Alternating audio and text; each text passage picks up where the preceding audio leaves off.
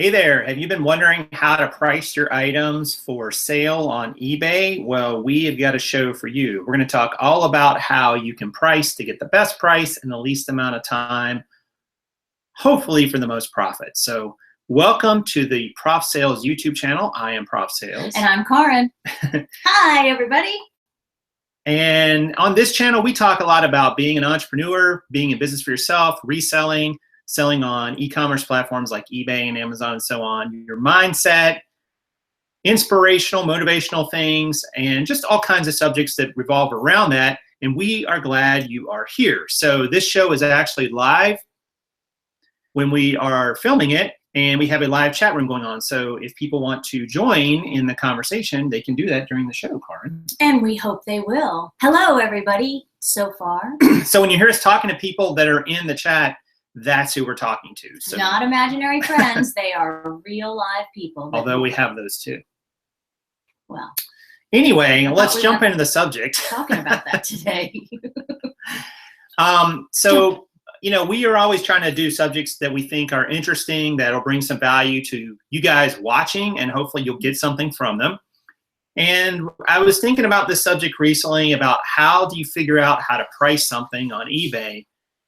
And, you know, one of the hardest things to do when you are trying to understand something about your own strategy is to try to explain to someone else. And if you can't do that, you probably don't understand your strategy that well. Because I started thinking about it, you know, how do I price the items that I list on eBay? Like, what price do I put them at? And why do I do it that way? Why do I put them for that amount? So I thought it would be cool to do a show based around that topic, like how do you figure out what something's worth? But to do that, we kind of have to back up a little bit because it's not just about what do you price it at, it's also what do you buy it for? And we talk a lot about how, you know, everybody wants kind of like a one-all, fix-all kind of way to look at it. Right. And I guess we can attempt to set you up to sort of make a snap judgment or a snap call in the field. But as you'll see as we go along, it's going to, like all things, it's going to vary. It's going to depend. Oh, sure. So it'll make more sense as we go. No, and Karin wanted me to talk about the 3X rule. So for those of you who don't know, in reselling, there's this rule that, hey, you should buy things for some amount and then try to sell them for at least 3 times what you buy them for. But I'm going to tell you why that rule is kind of bunk. You like that word, bunk? You like it. You use it a lot. And here's why it's kind of bunk, because it depends on what your sales price is, what your X is. So X is the price that you pay for something. So let's assume for a moment, we'll use a ridiculous example. Let's suppose you bought something for $0.25 and sold it for 75 cents. That's 3X, right? Would that really be worth it when you think about the amount of time it took to source the item, the energy you put into listing the item, photographing the item, packing, shipping, maybe answering a question to make a gross profit of 50 cents per item? Like if you had scale, I think, but most of us can't scale up a business on 50-cent gross profits. I mean, that doesn't make sense. Even if you bought it for $1 and sold it for $3, it kind of still doesn't make sense. You're making $2 of gross profit, your fees and taxes coming out, plus your energy and time to get it. So the 3X rule isn't really a rule, if you ask me. I mean, I don't really think it really makes that much sense. And, you know, you could go up the scale, and there's probably a point at where you would say, okay, maybe it does make sense. Maybe if you're buying for $10 and you're selling for 30, you know, so you got $20 of gross profit there after your cost of goods. Maybe that makes sense, given what time you put into it, right? You still had to invest $10 to get it, but maybe that makes sense. But what if that amount is way higher than that? That's right. So there's also, I've heard people talk about the 10X rule. I get my hands on the camera. The 10X rule. So this idea that I'm only gonna buy items that I can sell for 10 times what I purchase. I mean, in theory, that sounds great. Sounds wonderful, doesn't it? But even there, that doesn't really make sense when you really break it down in all cases. suppose that you had to spend $1,000 to make $10,000. Now, $9,000 profit is nothing to sneeze at, right? That's a great profit. But for most of us to go out and buy $1,000 items, that's not realistic. I mean, we don't have that kind of capital budget, most of us. And all things being equal, the amount of time to sell a $10,000 item is usually a little bit longer than it will be for, say, a $10 item. So you may have to wait a while to get your money back. So the 10x rule at some point doesn't make sense either. Even if you were spending $100 to make $1,000, that's great money. But again, you're tying up a lot of $100, increments to make those 1,000, and how quickly can you get your money back? So these kind of like these 3x, 10x, 5x, 7x, 2.8x, 9.7x, whatever, they kind of don't really work unless you take into account other factors. And that's kind of what we're going to talk about with this pricing idea. Did that make sense? It did. Okay, well, there's a first time for everything. Well, no, because we even talked about that at our last meetup, and you can kind of see when you look at it for what it is and how it applies to your situation, you start to see light bulbs going off. And we even had someone in our group talk about how they had made a habit of buying these lower end items. Right. And because they're wanting to make more money and scale up, they're actually bundling those together. Right. And purposefully That's looking different. for ways to do it, to do it bigger and better. And see, this is kind of like when you were a kid and you had your lemonade stand, or you sold cookies, right? It was always Or both. Corner of the market. That was like my first foray into economics, right? Your mom paid for your supplies or whatever. Yep. And you put it all together and you made it. And the whole purpose was not only would you pay off what you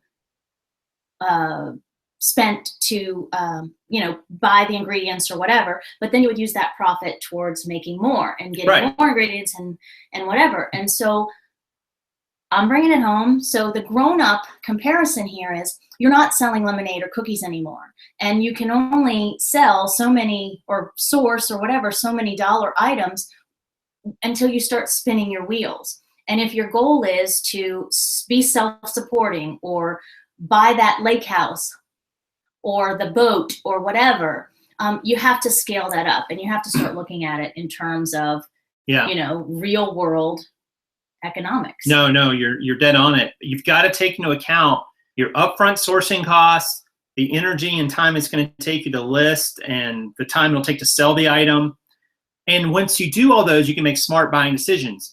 But we're going to focus on, in the rest of this show, the rest of the segment, the pricing point. But I wanted to talk about that sourcing part because that's critically important. Obviously, if you're buying items that cost you $20 to buy and you're selling for $22, that doesn't really make much sense. You're like, hey, I think I can sell these and make a $2 profit, unless you have a lot of capital and you can burn through it very quickly. And most of us don't. We want to look for a little bit better return than that. Well, I like the idea about having a lot of capital. Yeah, that would be nice. So what I thought I would do, guys, is I'm going to show you a screen share, and we're going to walk through how I would price a pair of jeans. All right. So I'm going to show you what I would look at, and I think you can apply. I'm going to give you a couple rules. So stand by and hang on for these so you don't miss them. But I'm going to give you a couple rules that'll help you, that you can decide how to price your item based on what the market is telling you about what it's worth. So we're going to do a quick screen share. And we are going to go in here and pull this up. Do a little of this, do a little of that. All right, so you should be able to see the eBay screen here. And I'm going to type in here, Vigots jeans at the top. All right, and we will assume they're women's. It doesn't really matter. You could use this with anything. So it's going to come up and it's going to tell us all the Vigots jeans. There's 6,100 Vigots jeans for sale. This is a brand I pick up sometimes when I can get it for a cheap enough price. And we're going to look over here in the left-hand column, and we're going to look at the pre-owned. It looks like there's 5,100 of them. So 5,164. So decent sized market for Vigots jeans. And now I'm going to look at a couple things. So the first thing I want to look at over here is completed listings. Now the completed listings should give us the sold as well as the ones that did not sell. And I'm going to change this to buy now because I do mainly buy nows. All right, so there's 4,496 completed listings. Now you can see down here, all the ones that are in black are not sold, right? These actually ended and did not sell. Here's a pair that did end and sell, $9.89 free shipping. So not a real high price for those. Some of these did not, some of these did not. This pair right here sold for $18.84, and so on and so forth. But this is giving you an idea. You can see all these black ones here that Vigosh jeans recently are not selling through very quickly. So that, you know, you're going to hang on to these for a little bit of time, potentially, if you get these, depending on what you get. There's two that have sold for widely different prices, basically. Some more down here. Okay, so now let's go up and let's sort this list by highest price first.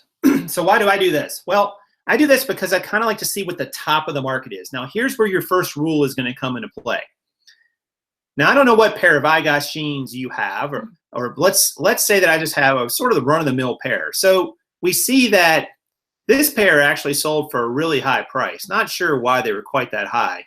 They're fancy. Yeah, it looks like maybe they had something else figured in there, and that looks like the same. Let's scroll down a little bit. This is a pretty high price. This is a pretty high price for pre-owned Vigosh jeans, $75. So I would say in recent sales, $75 is kind of the top of the market for a pair of Vigosh jeans. Like that's the highest price we've seen for anything that's sold. Now let's scroll down. None of these sold. None of these sold. Here's a pair. Here's three pair for 60, so that doesn't really count. This pair is 55 plus shipping. All right, so now we've seen 75, 55. Here's a pair for $64.99. So we're seeing some decent prices here for this jeans, but we see that 55. We see the top of the market is 75 bucks. We see some others that drop pretty quickly down to 65 and 55 and so on. And let's see if there's any more. Here's another pair. It was $59.99 best offer, so hard to say. All right, so the top of the market's around $75. So here's what I would do, guys, and I'm going to come back to you guys for just a second. So here's what I would do if Vigosh jeans, looking at that list. I would say the top of the market is 75 bucks, okay? That was the highest price one we saw that sold in Vigosh jeans.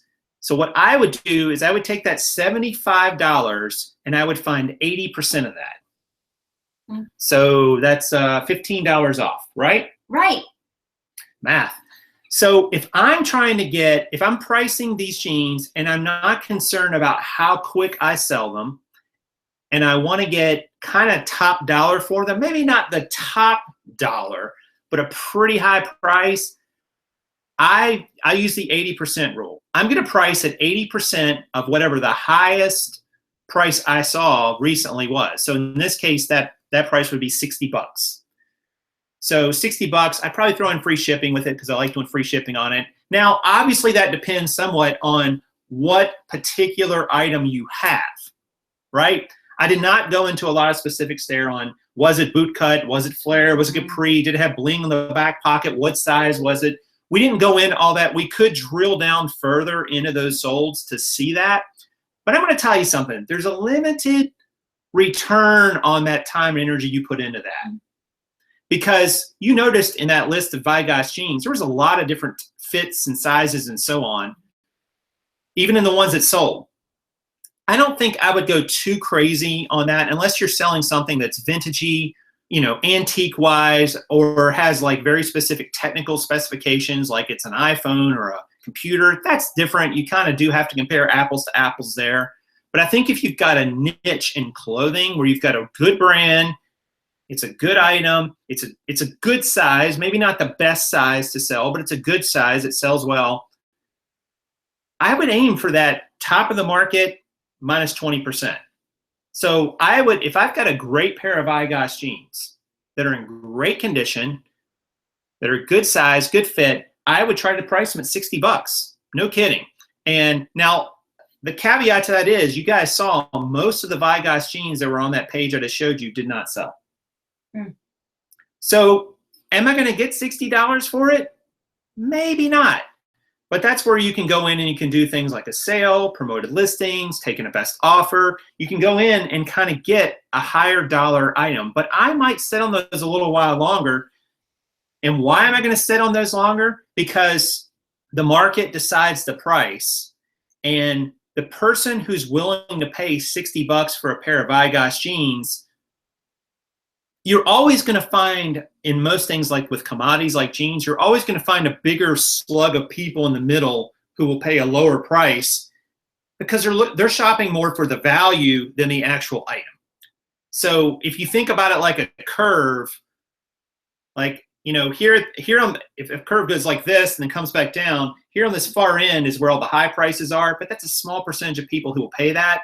Kind of in the middle, there's a lot of people that will pay sort of in that middle range of prices because they're shopping fit and type and all that, but they're also shopping price. They're price conscious. So, and that'll tie into our next strategy here in a moment. This middle idea, okay? So hopefully that made sense. But I think you can kind of make some a judgment call there. Somebody was saying in the chat, narrow it down to more specific size. Sure. You can do that, but I don't know that it's going to make as much difference as you think with jeans. Do bigger sizes sell a little better for a little more? Sure. But will an individual size, would I price based on that? In some cases, yes, but overall, it's not going to be a huge jump. It's not like I'm going to price a size 18 in Vigas at, or I think they run odd sizes, right? A size 17 at $60 and a size 8 at $20. Like, it's not going to be as big of a difference between them as you think. I would still try, if I'm following the 80% rule, I would still try to price at maybe 20% below the top of the market. And for those of you who are mathematically challenged, just pull out your calculator. Take the top price you see. Now, make sure it's not for like a lot or 2 or 3 items. Make sure it's a single item that, you know, compare that. That's got to be the same. Take that top price you see in the last 90 days when you do those solds and completeds, and then put that in the calculator and hit times 0.8 or times 80%, and it'll tell you what the top of the market is. Then it'll tell you what that 80% is. Could you price it at 100% of the top of the market? Sure. You might be holding on to those jeans for a little bit. You might, and you might not.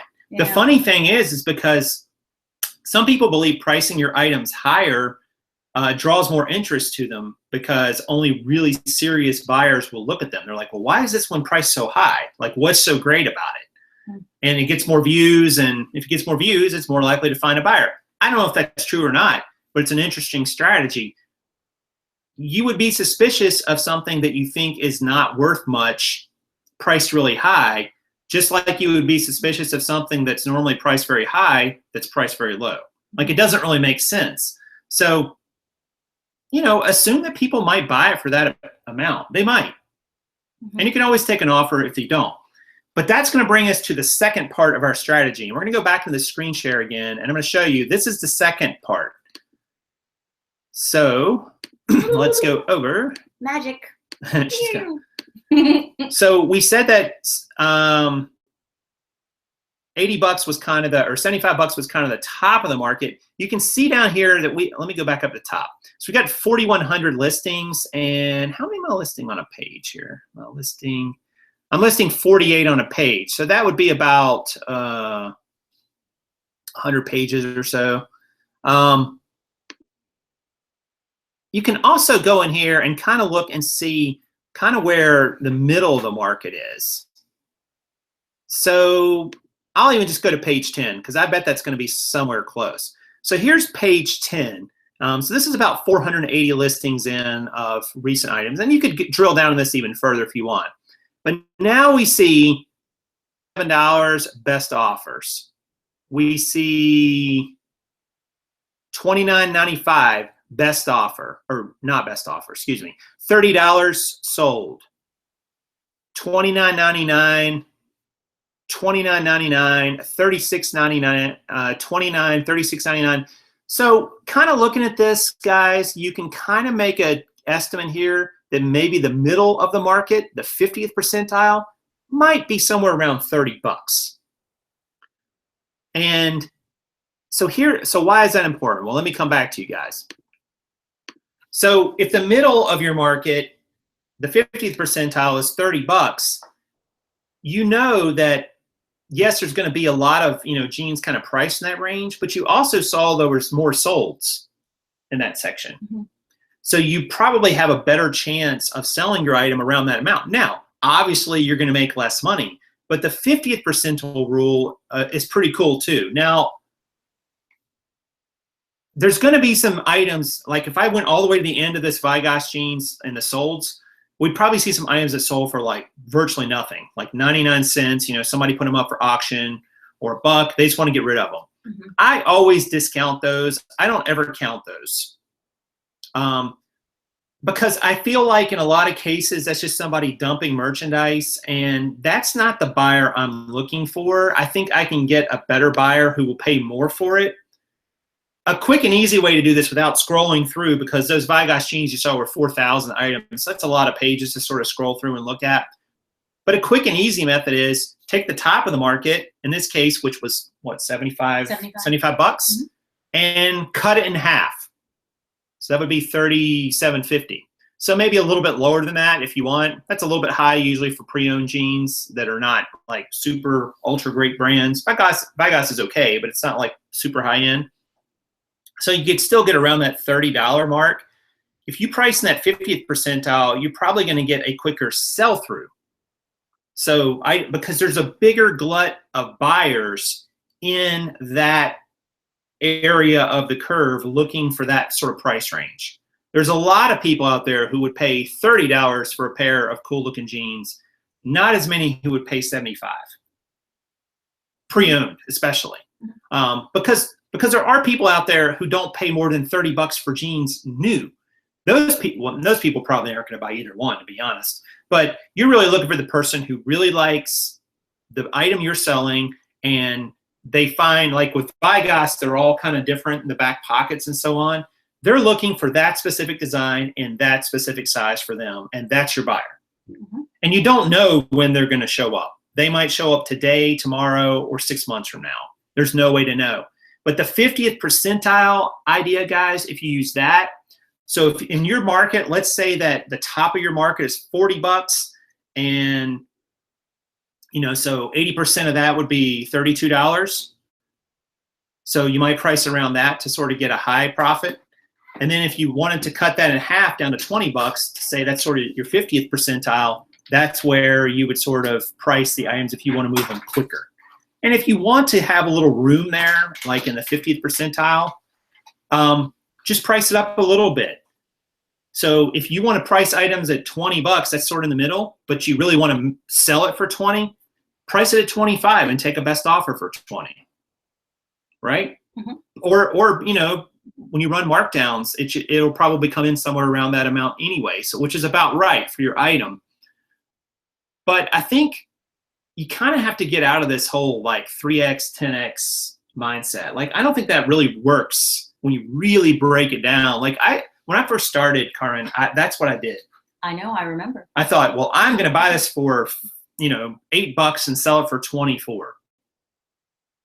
And that's like some magic number. And then I realized, no. Suppose it takes me 2 years to sell it for 24.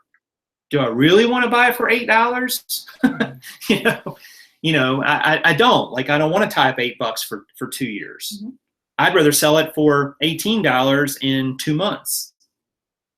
Or if I'm going to buy it for $8 and I can sell it for $100, great, but I'm probably going to hold on to it for a long time. So I have to remember that my money is going to be tied up for months and months and months. Well, and what we can't quantify through mathematics is there's some art to the flip as well.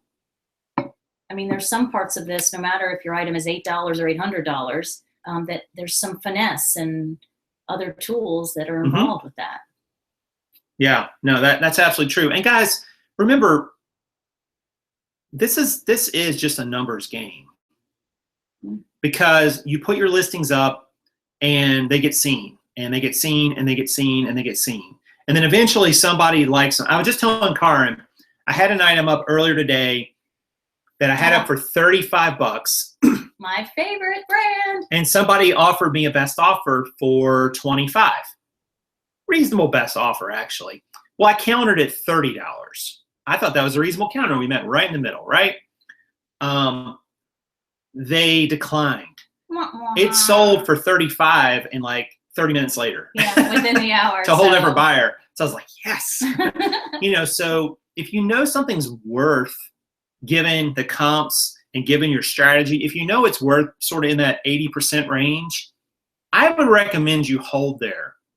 If you can afford to have your capital tied up, because that extra profit you make on that item, because think about it, guys. Yes, I get the quick flip model, but the quick flip model means you've got to go out and keep getting items into the pipeline and keep listing a lot and keep photographing a lot and keep packing and shipping a lot. Like you are the bottleneck in that process, because how many can you do? And in whatever part of the process. And just, 2 days ago, we talked about that wheel, that pyramid, that whatever your system is. And whenever one gets too much or too little, it gets out of whack. And you become, and we talk about that so much, we are our worst bottleneck at times. Yeah, no, absolutely. Because, you think, oh, you go out and you buy all the thingies, right, Karin? You go out and you buy 50 items. And then you don't list them for a month. Or you listed them all and then you don't feel like going out and sourcing for 2 weeks, or something happens. That's where, if you can, I personally like the 80% model, and that's typically how I price. I'm usually not the top of the market pricer, although I'm thinking about doing an experiment. I didn't tell you about that. Oh. I was gonna try a little experiment and take some jeans listings and price them above the highest, most recent sold. Okay. Not crazy amounts, but say like the highest amount was 40 bucks. I'm gonna try to price them at 45 or maybe even 50. But you're still within your threshold. Oh, I'm above it then. Yeah, because like the highest sold was 40 bucks and I priced it at 50. Now I am the top of the market. It'll be interesting to see what happens. I don't know if they'll sell or not. I don't know if anybody else will join me and start pricing that way. They sell and other people start pricing high too. So then all the prices sort of get pushed up for that item, that category. Well, you know what I noticed over the summer is some of the jeans that we consistently sell higher were rock bottom. And I had to do double takes. Like I had to go back and reread and I'm like, what is going on here? And I think that we most certainly affect our own market here, our own little eBay universe in how we price. And I think that there was a trend over the summer. What were the brands like Lucky and even True Religion? Sure. A lot of the typically upper end brands were like way down. And I thought there was something like I was in the Twilight Zone or something. Yeah. And it, how you're affecting the market a little bit with your pricing and your sales and so on. But Adam says it was a race to the bottom over the summer. Yeah, some people did that. We're just trying to get rid of items and talked about that too. Just get any. I have different opinions about that. Like just dumping things, like truly dumping them for, in some cases, below what they paid for. Like I don't really. You know me, I hate doing that. I do not want to sell something for less than I paid for it. Like that just seems like such a waste of time and energy and capital. I'm not a big enough retailer that I can have such scale that I can absorb some losses like that. And I don't think most people are. But I don't know. Let me know in the comments too, guys, or here in the live chat as we're going. We have 72 people watching, which is pretty awesome. That's pretty awesome for a Wednesday. A Wednesday, middle of the week. So thank you guys for showing up as well. Check out the links below in the description for lots of helpful stuff, including a way to subscribe if you would like, so you get these notifications. But, if you have questions or comments about this idea, like the 80% or the 50% rule, which I think are a pretty good rule of thumb, there's nothing magical about those numbers, but I was going to say, I don't think I said it earlier, that when you present people with options to buy something, and you present them kind of the same item over and over, but there's different price points, they will tend to choose ones in the middle. And that's kind of like the human just the way we're wired, we tend to think the ones in the middle, well, they're not the most expensive, but they're not so cheap that maybe there's something wrong with them. So I'll kind of go in the middle and hopefully get a good quality one, but still save some money. There's some psychology there. And maybe if anybody's like a psychologist here in the feed, you can comment on what exactly drives that. But yes, Jason is definitely not a psychologist, but he likes to play one on YouTube. No. No, this is not psychological advice. I do not seek a professional eBay counselor. Psychology 101. But if you guys have questions or comments too, leave them in the chat. Type the word question or 3-4 question marks in front of it. But kind of curious what people, I'm kind of curious what everybody else's opinions are on pricing. You know, do you price near the top? Do you price near the bottom? And what's your experience been with it? Because I think a lot of times we price and then this is the tricky part. If you're pricing everything the same way, you don't really know what a different strategy would do for you, because all your items are sort of priced the same way. So you're only seeing one particular approach. I'm sorry, we're going to say something. I was going to jump right into the questions. Oh, go ahead. So Flip the Thrift asks, do you still list jeans even if you find a flaw, like a maybe rip or a hole, and how would you price it? You know what's interesting about that? Well, do you want to answer that, or what do you? Well, you can answer it. We kind of have the same answer. Jason's really picky. And remember that flaws and defects are very, very subjective, as are things like distressing or even washes or wear. So we err on the more cautious side, unless it's something just like really, really high end and it's really subtle and not a big deal. We seldom will list a purposefully defective pair of anything, honestly. No, absolutely. And, you know, I think it's whatever you want to do with your particular approach. There's nothing wrong with selling those. There are some defects and flaws that are really hard to photograph and accurately describe. And honestly, I think if you're not describing it with a photograph, you're not describing it, because I can tell you it's a big hole, a small hole, a big rip, a small rip, whatever. But that doesn't mean anything. Like, people need to see it and see some scale. I mean, and even then they might get in and go, oh, I didn't realize it went to here. And so we tend to stay away from it. We got a pair of really sweet, were they new? I want to say they were new, but men's Lucky jeans that were absolutely gorgeous.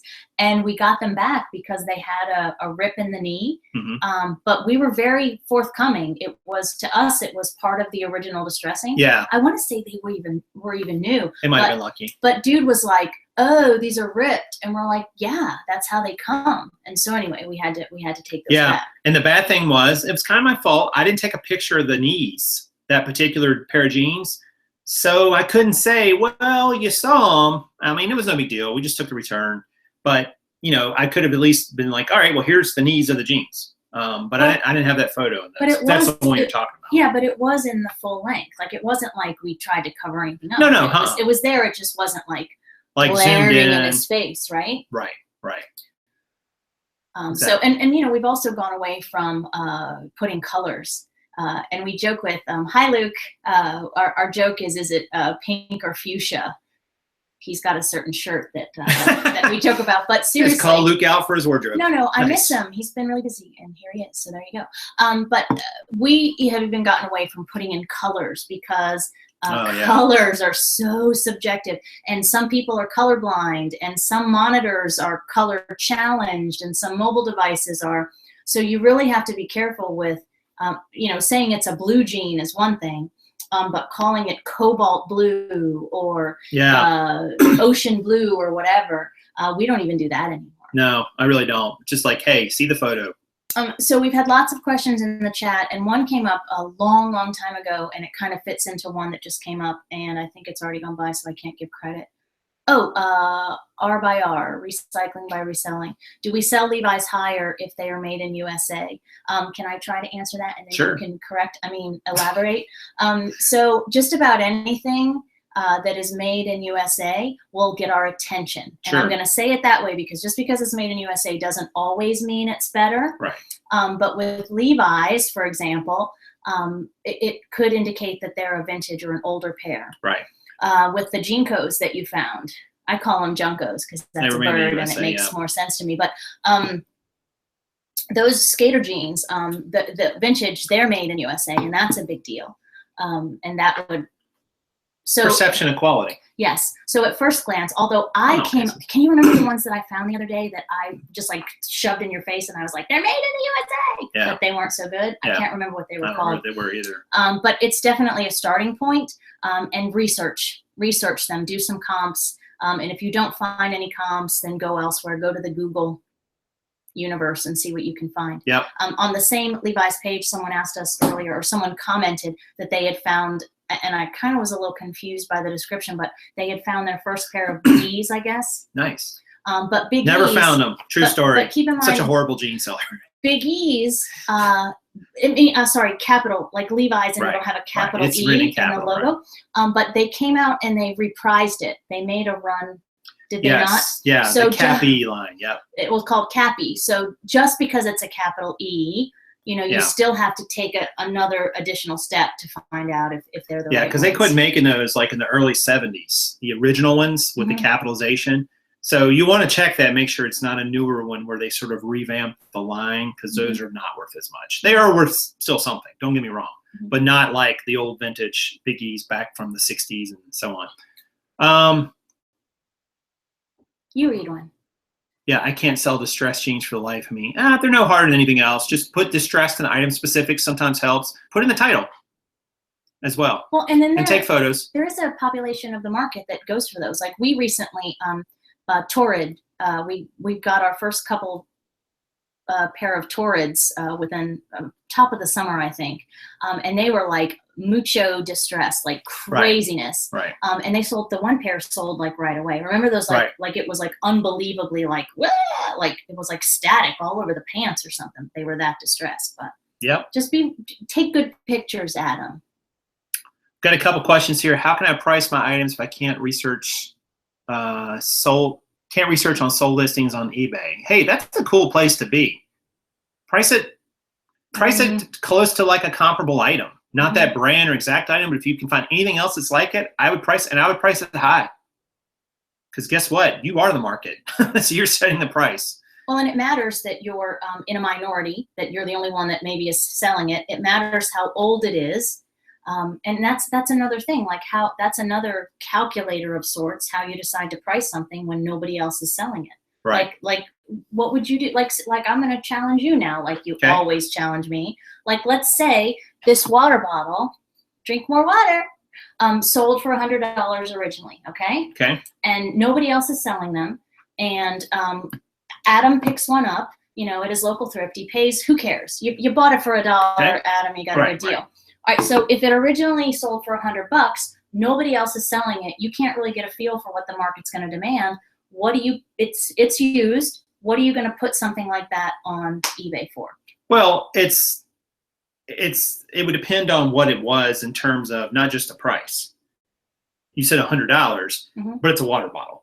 So there'd have to be something special about it to justify a really high premium price. Plus, people have drank from it, so it's kind of a used type item. Oh, geez, Louise. I'm telling you. It's a diamond-encrusted water bottle that tells the weather, okay? All I want you to do is, can you put in some kind of general percentage to tell Adam, like, all right. 58.6%. All right, there you go. No, so. Come on. No, because all those other factors matter, so. But in all seriousness, it does matter whether or not, there are items that are at a high price new and drop very quickly in the premium market. And then there's others that don't. And that's because of demand. And usually the demand meets the quality and quote unquote, the desirability boxes, those get checked off too. So if you learn anything from today, there is no one size fits all math equation for all of the thingies all of the time. Yeah. Jimmy says, you would think if someone was spending their money, they would pay more attention to what you say in the listings. Nope, they don't. People do not pay attention. So that's why you have to cover your butt and be as specific in your description and your pictures as possible. Yeah. What else here? Some of these are about other things.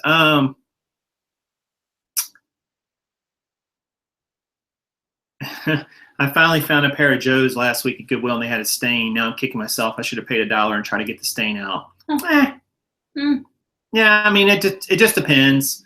I would say not necessarily. I mean, Joes are decent, but they're not like super high-end home run type jeans on the back end. And think about the time and energy you use to get that stain out. What could you have been doing with that? I always look at unless you can justify that extra energy put into it, and for jeans, most of the time the answer to that question is no. Don't do it. Just don't pick it up. Don't buy it, because it's just not going to be worth your time and energy to put all that extra work into it when you really break it down. So here's a quick test. If you're not walking around with a magic eraser tucked in your pocket, like I may or may not do, an easy test to, in the moment, make a decision if you're going to buy a pair of jeans. This is a really easy fix. And see, I kind of get a show and tell out of the deal, right? So let's say this pair of whatever it is has a stain or something on the outside. A lot of times it's just superficial or whatever. Take the inside of the jean and go like this. Rub it like this. A lot of times denim can self-correct, and it's a really quick and easy way to, in the moment, decide if the stain is going to come out or not. Also, if the stain were right here, what are we looking for once we rub it like that? Oh, it should lift right up. It should come off. And if it doesn't, the next step is just kind of look inside and see if it's discolored, if it's stained all the way through the fabric. And if it has, I would probably just leave it. Like if I can't go rub and then it's gone, or look in here and if it goes all the way through. If the stain doesn't go all the way through the denim, Adam, then you probably have a chance of getting it out. Right. But other than that, moving on. But here again, see, this is where I'm going to play devil's advocate. Let's say that between the time you check the stain and between the time you decide, well, I'm going to take it home and get rid of it, let's say all that amounts to 5 minutes. The time that, and you're going to wash it, whatever. That's not the right way. Turn it. It's those. That's the same ones. Like this? Yeah, because those are from the same area. Just screwing up my inventory. But just kidding. No, let's say that you spend let's say you spend 5 minutes on all that, on that one pair. In that amount of time, I could have put that pair back and probably gotten 3 more pair. So I look at it like profit-wise, that's not the best use of my time, because there's no way in most cases that one pair in 5 minutes worth of time spent is going to make up the same amount of profit as the other 3 would that I could have gotten. That's just the way I look at it. Like it's the time part of the equation comes in, and I say, well, I could be using that time to do something else. It's more profitable, so why not go do that? All right, so I'm very quick at this, so it doesn't take 5 minutes. But just if it's a higher end pair and you wanna, takes time. Grandmas just go squirt. But that's what you can do if that's how somebody wants to spend their time. We disagree to disagree. Always. See what I did there? Let's see. Picked up some Rock Revivals, 2 have stains. Yeah, that's a great brand. And if they've got stains, like Rock Revival is one that I might take the time to try to fix, because there's a lot of value in those on the pre-owned market in a lot of cases. Not every case, but in a lot of cases. Well, in full disclosure, we've had some Miss Me's that I have given a lot of extra TLC to, and guess what? I've been successful. So there's that. Yes, but they sold for a higher amount. That was part of the reason we did that. Right. If they would have sold for $20, it would have been like, that really worth it? Probably I'm not suggesting. I was assuming positive intent that Adam found home run jeans, and he was just curious about a little mark on them. So there. Don't assume, because when you do. Moving on. Yeah. So I mean, bottom line is, guys, you have to decide if the time and energy you put into something is really going to be worth it. And I just think with most pre-owned clothing, the vast majority, it is not worth your time to clean it, repair it, sew something on it, take something off of it, fix it, whatever you need to do. Most, not in all cases, there are a few exceptions, but most of your run-of-the-mill bread and butter type brands and items, I just don't think you're going to get enough back out of it to justify the time and energy you put into it. But, you know, your mileage may vary. I like that saying, by the way. Yeah, and we want you to work smarter.